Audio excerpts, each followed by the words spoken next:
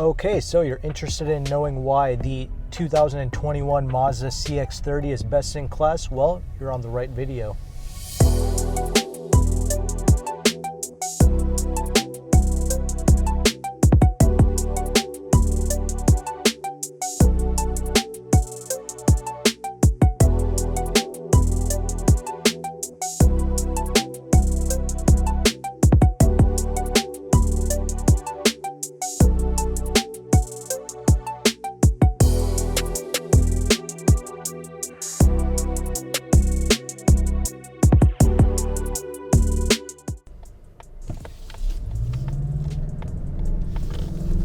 All right, well, welcome back to Exhaust Sports Auto. My name is Kevin, and you are here to witness the 2021 Mazda CX-30 Turbo. This video itself, actually, even though it's a review, this is actually going to cover mostly the highlights. I'm not going to really cover all the little nuanced details that I typically tend to cover in all my reviews, because this is the third time that I'm going to be covering this vehicle. Well, this is the first time covering the turbo model, but I've already done a video on the 2020 and 2021 non-turbo CX-30. So I will leave a link down to those videos in the description box. So let's just quickly go through this. Okay, exterior. Well, the exterior looks stunning. I've said this about pretty much every Mazda. They are clean, they are sleek, phenomenal designs. The only thing that you can probably improve upon is the kind of black plastic cladding over the wheel arches and those areas. Well, I get why the company does it. It's to distinguish it from the Mazda 3 that this is pretty much based upon, so it doesn't really look like a lifted up hatchback. So I understand that, but what I suggest is maybe giving buyers the option of buying this vehicle fully painted from the factory, just as an option. You can charge more money for it, whatever, but I think that would really make this into a very clean looking vehicle. Just a thought. But let's go ahead and let's kind of transition over into these driving aspects, shall we? So the way that this vehicle drives, I've said this so many times and I'll say it again, this is just a phenomenal package of a vehicle. Really, no car in this segment deserves to be this nice, because let's be honest, this is a very humble Mazda. Okay, this is not a BMW, it's not a Benz.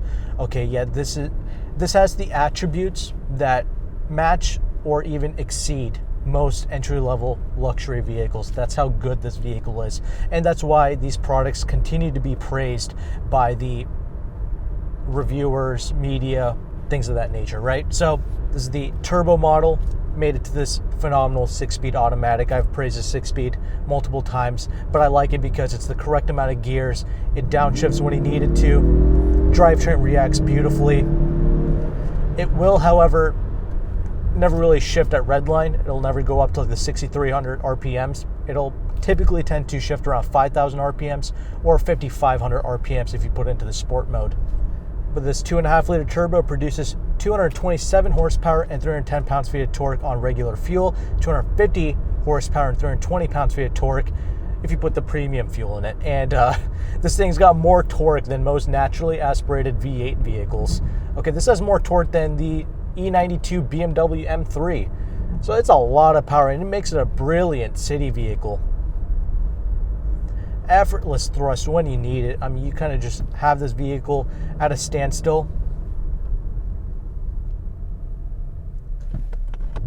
Launch it. You get a small amount of turbo lag, which you can't really escape with pretty much all of these vehicles that use a turbo. Does a great job getting up to speed. Nobody is ever going to have an issue with thrust. This is one of the quietest vehicles in the segment, if not the quietest, actually. There's hardly any wind noise and hardly any tire noise. This thing is rocking 18-inch wheels, 215 wide tires in all four corners. What does that mean? Well, it's going to translate into very low tire replacement costs, which is great. Over the large bumps, over the small bumps, it absorbs it great. Many people complain that this and the Mazda 3 now utilize a torsion beam rear suspension. It was never something I even complained about, because this torsion beam suspension actually reacts better than most multi-link rear suspensions. It's really that good.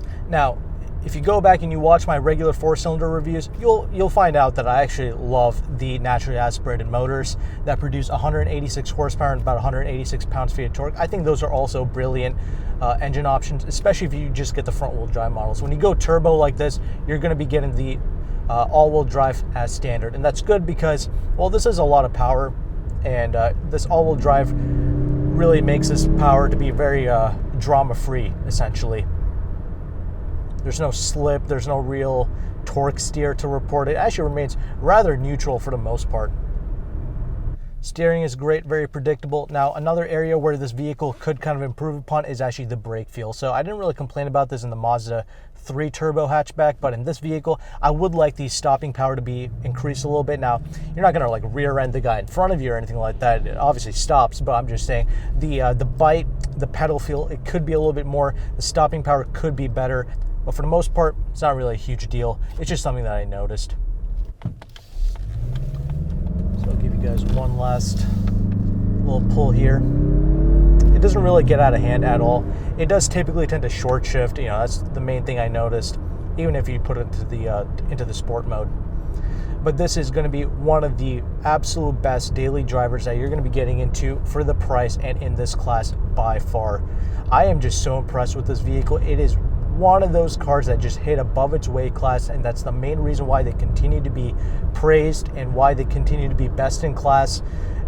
I mean, see for yourself. Go to a dealership, test drive for yourself. You will quickly realize why this car gets so praised. I mean, it's just like, how is it even possible that this vehicle is so damn quiet and refined without it going to luxury levels, without it costing over $50,000? It's really impressive. Now, this car, it's going to be about $34,000 to $35,000 as you see it equipped here with all the options and with tax and fees and all that good stuff.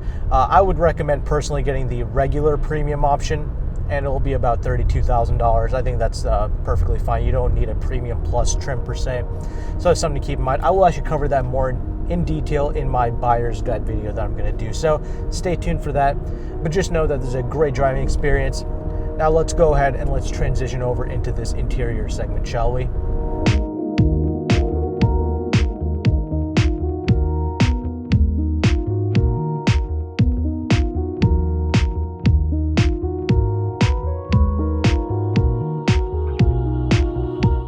Okay, interior. So what you have to realize with this interior space is that it's also best in class. Again, another highlight for Mazdas. Okay, aside from the refinement, aside from the effortless class-leading power, the interior is another huge reason why it continues to hit above its weight class. Okay, this is a well-crafted interior. This test vehicle has about 1,500 miles on it. Okay, I've been driving it around for the past week now, and there's hardly any creaks and rattles. Okay, this is a solid interior space. No issues there. And for 2021, there's really no massive changes made to this vehicle. They just made Apple CarPlay and Android Auto standard, essentially, across the board for the 2021 model years. And you will be getting this 8.8-inch screen, essentially, and it's kind of stuck up on here on the dash, but it's not a touchscreen. You control it with this kind of iDrive type rotary dial, and that's brilliant. That's fine with me because, well, touchscreens can be distracting. Mazda doesn't want you to play with this stuff. So the way they have it laid out is actually very distraction-free, just black and white colors, no crazy nonsense colors going on here. Just simple black and white, very legible, very clean, very crisp, high-quality screen. Really like that. This interior really does remind me of an Audi, essentially.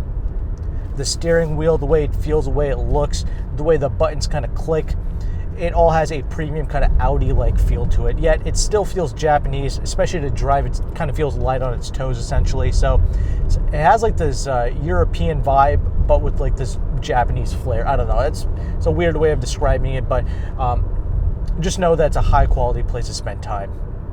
HVAC controls have their own dedicated screens to interact with and its own dials and buttons. You have a heated steering wheel, you got heated seats, all that good stuff for this Premium Plus model. Seats are supremely comfortable. I have no issues with the seat quality or the seat comfort in here. So you can do a lot of miles in this vehicle. It's going to be non-fatiguing. You know, this is stuff that Mazda put a lot of research and development time and money into, creating a proper seat feel driving position, all that good stuff. So they nailed it in all these departments, and I'm surprised that this vehicle only starts at like what, $22,000, you know, for a non-turbo model. Only real area that they can improve upon with this interior is actually the gloss black plastic. That's about it. They replaced that. It's pretty much good to go. Just replace it with like some type of silver brush type of material and you're good to go. I don't care if it's plastic. Just replace it with something that's more matte textured.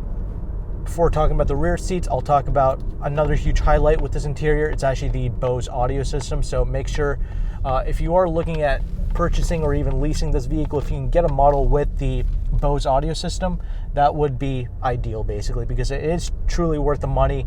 It does sound great. It's one of the best sounding audio systems in this class for sure. Now let's talk about the rear seats. So another like kind of a big complaint that Mazdas typically get is that their size is more so on the petite side. So it's a smaller vehicle. It's only about 173 inches long total. And that means the rear seats, there's not a ton of space back there essentially. I mean, I can fit behind myself. I'm 5'11". It's not really a huge issue. Like the way they have the front seats kind of designed, you can kind of dig your knees into the seats basically, and gives you a few extra inches of leg room basically. But yes, keep in mind, it's not the largest interior space. But me personally, I mean, I don't care. I mean, I buy cars for myself. I don't really buy them for other people. So, I mean, I don't care if people don't fit back there. Now, the trunk space is another area where, you know, the space is a little bit compromised. It's not the largest trunk space, but, I mean, it gets the job done. You can fold down the seats 60-40, so it gives you more space. But something to keep in mind. Now, let's kind of wrap everything up here. So, it's a fine vehicle. It's a great car to drive. It's by far best in class in my personal opinion. You can get away with a naturally aspirated 4-cylinder, and actually I might even recommend that because not only is it cheaper, but it's also going to give you better real-world fuel economy. I'm averaging about 17-18 mpg with maximum poundage. That's the realities of a turbocharged 4-cylinder engine. So very premium experience. It's very quick, but keep in mind, if you drive more aggressively like I do, your fuel economy will suffer. A naturally aspirated 4-cylinder, even if you pound on it a little bit, it's going to get even better fuel economy in the real world basically. So Mazda quotes this turbo getting like what, 22 city, 30 on the highway, something like that. So it's a brilliant city car. Consider this if you live in the city and you like the smaller attributes of this vehicle. This car only weighs about 3,500 pounds with all this turbo power, all-wheel drive. That's a great weight figure to be at. So it does truly feel more light and nimble than the CX-5 Mazda, and I'll talk more about this in my buyer's guide, but the CX-5 could be had at a very similar price point to this, but you're gonna like this if you like the size, you like the way it looks, and you like the more nimble characteristics that this vehicle has to offer. So put this on your short list, consider purchasing it. At the bare minimum, at least consider test driving this vehicle for sure. I get it, you know, the SUV trend is like all the rage right now, but other cars to consider are the CX-5 and the Mazda 3 hatchback. I mean those vehicles to me are like kind of the biggest competition for Mazda themselves essentially, because no other car is going to match this interior quality and this type of refinement. So something to keep in mind.